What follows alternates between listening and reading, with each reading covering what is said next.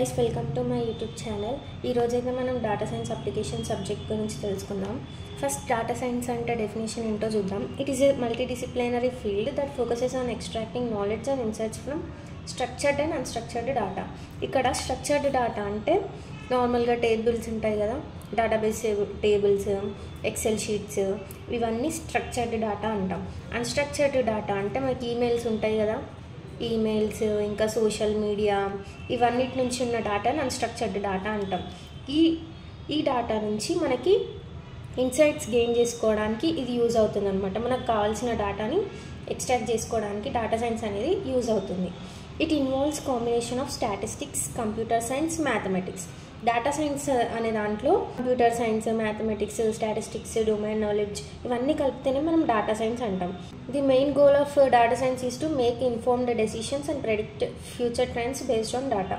అంటే మనకి for example బిజినెస్లో చూసుకుంటే అందులో మనకి డెసిషన్స్ తీసుకోవడానికి యూజ్ అవుతుంది. ఫ్యూచర్లో ఎలాంటి డెసిషన్స్ తీసుకుంటే మనకి ప్రాఫిట్స్ వస్తాయి, ఇలాంటి వాటిలో మనకి డేటా సైన్స్ అనేది మెయిన్ రోల్ అనమాట.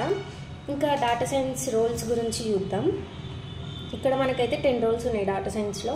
Data scientist, data engineer, machine learning engineer, data analyst, data architect, business intelligence developer, data visualisation specialist, statistician, data governance specialist and chief data officer. వీటన్నిటి గురించి వాళ్ళంటే ఏంటి, వాళ్ళకి సంబంధించిన వాళ్ళు ఎలాంటి డెవలప్మెంట్ చేస్తారు, అసలు డేటా సైంటిస్ట్ అవ్వాలంటే ఏ కోర్సెస్ నేర్చుకోవాలి, ఇవన్నిటి గురించి మనం రాయాలన్నమాట. నేనైతే స్క్రీన్ పైన డిస్ప్లే చేస్తాను, ఎందుకంటే ఇది మనం ఓన్గా రాయడానికి ఉండదు అనమాట, సేమ్ యాజ్ ఇట్ ఈస్ రాయాల్సిందే. ఫస్ట్ వన్ వచ్చేసి డేటా సైంటిస్ట్ అనమాట. డేటా సైంటిస్ట్ ఏం చేస్తాడు, కాంప్లెక్స్ డేటా సెట్ని అనలైజ్ చేస్తాడు, ఇంకా మెషిన్ లెర్నింగ్ అల్గారిథమ్స్ని డెవలప్ చేస్తూ ఉంటారు.